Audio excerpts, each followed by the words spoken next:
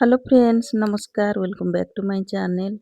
तो फ्रेंड्स आज वीडियो रे आमे जानिबा अस्त्र वाला ब्लाउज कटिंग करिबा ता भी सिंगल कटोरी ब्लाउज।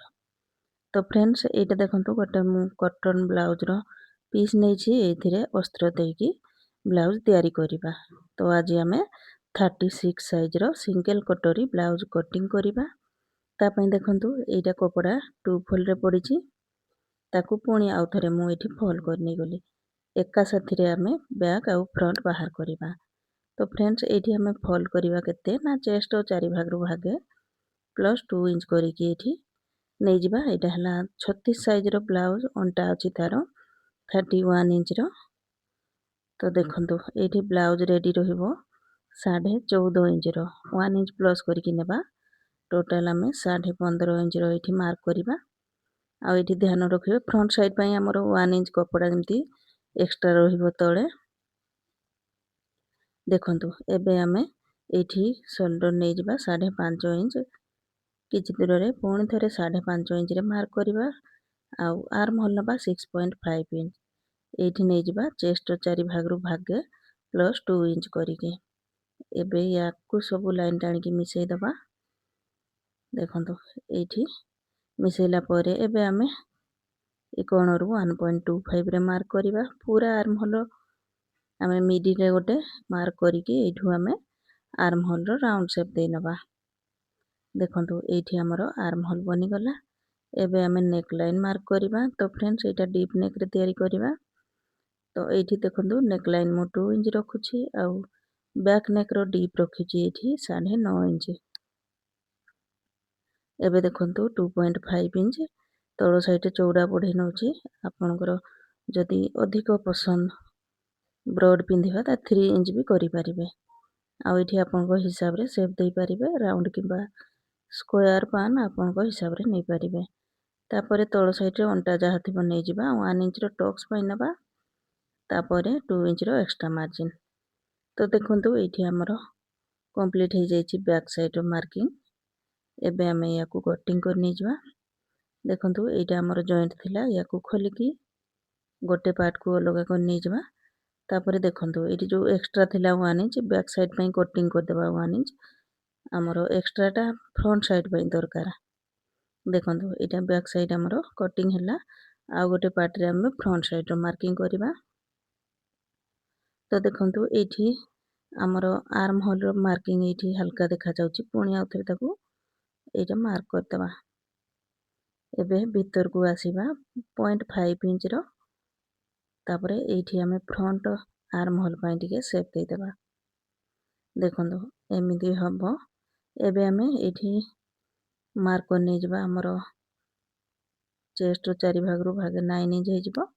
नेक लाइन एठी 2 इंच रो आ फ्रंट नेक रो डीप रखिबा एठी 6.5 इंच तळो साइड रो चौड़ा 2.5 इंच। देखंतु याकू एमती लाइन टाणी की मिसैला परे या भितर आमे राउंड रो शेप दे देबा। देखंतु एटा हमरो बने गला।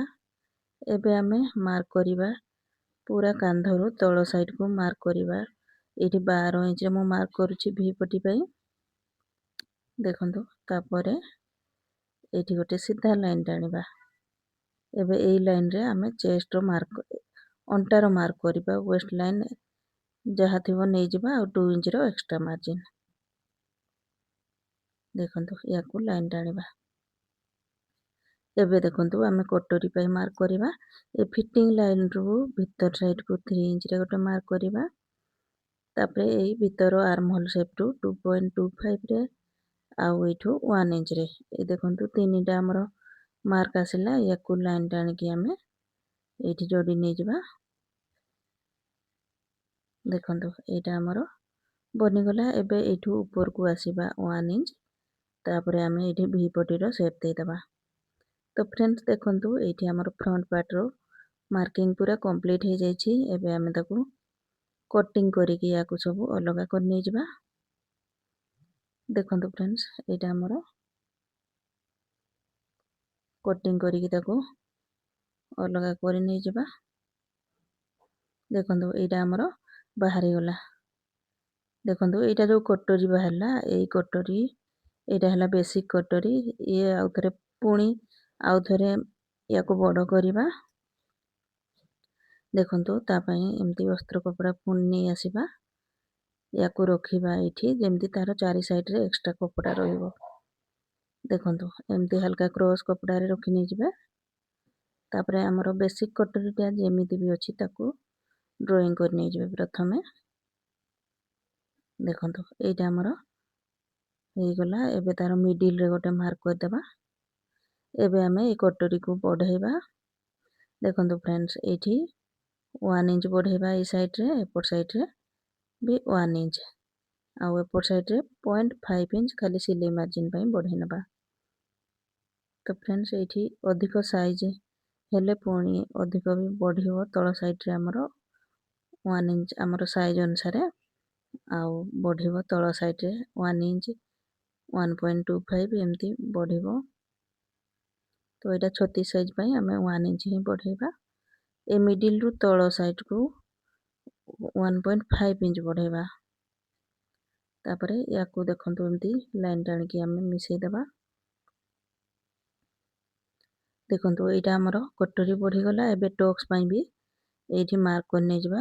ଦେଖନ୍ତୁ ପୁରା ତଳ ସାଇଡ଼ରୁ ଉପରକୁ 3 ଇଞ୍ଚରେ ମାର୍କ କରିବା, ଆଉ ତାର ସାଇଡ଼ରେ 1 ଇଞ୍ଚ ନେଇକି ଏଇଠି ଟକ୍ସର ମାର୍କିଂ କରି ନେଇଯିବା। ତ ଦେଖିଲେ ଏଇଠି ଆମର କଟୋରୀର ମାର୍କିଂ ପୁରା ହେଇଯାଇଛି। ଏବେ ଆମେ ତାକୁ କଟିଂ କରିକି ଅଲଗା କରି ନେଇଯିବା। ଦେଖନ୍ତୁ ଆମର 36 ସାଇଜର ସିଙ୍ଗଲ କଟୋରୀ ସିଙ୍ଗଲ କଟୋରୀ ଆମର କଟିଂ ହେଇଯାଇଛି। ଏଇଟା ଦେଖନ୍ତୁ ଏଇଠି ଗୋଟେ କଟ୍ ଲଗାଇଦେବା। ସିଲେଇ କଲା ବେଳକୁ ଆମକୁ ସୁବିଧା ହେବ।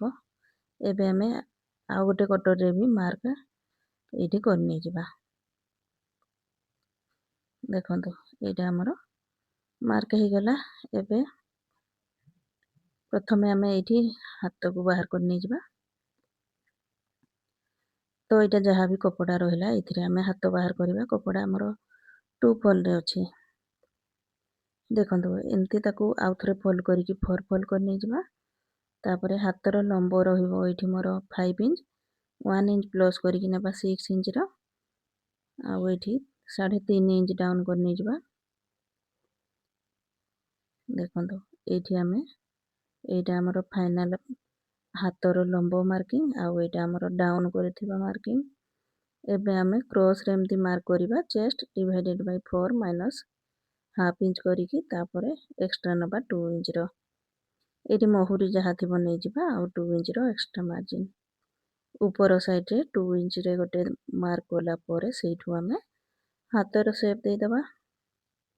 ତ ଦେଖନ୍ତୁ ଏଇଠି ମୋର ହାତର ମାର୍କିଂ ହେଇଯାଇଛି କମ୍ପ୍ଲିଟ୍। ଏବେ ତାକୁ କଟିଂ କରିକି ଅଲଗା କରି ନେଇଯିବା।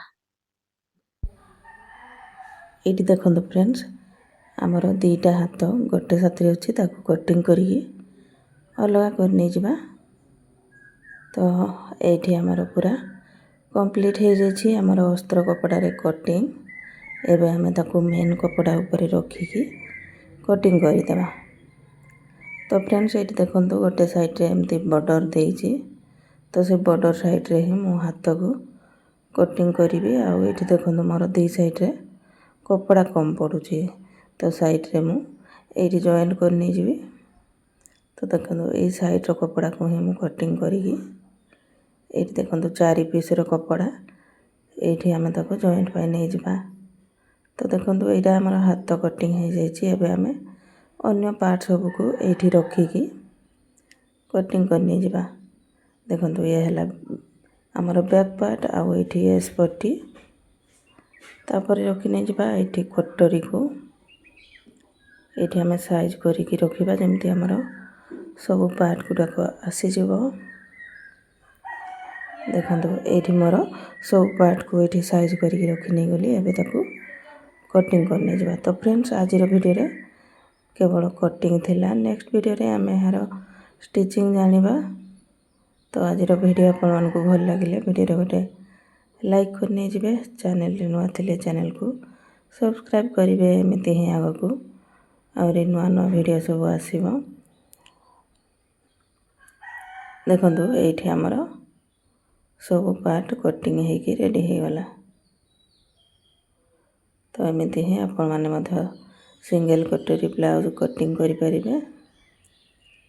ଏ ହେଲା ତାର ବ୍ୟାକ୍ ପାର୍ଟ, ଆଉ ଏଇଟା ହେଲା ଏସ୍ ପଟି, ଇଏ ହେଲା ଆମର କଟୋରୀ ଆଉ ଭି ପଟି। ତ ଫ୍ରେଣ୍ଡସ୍, ଥ୍ୟାଙ୍କ୍ସ ଫର୍ ୱାଚିଂ।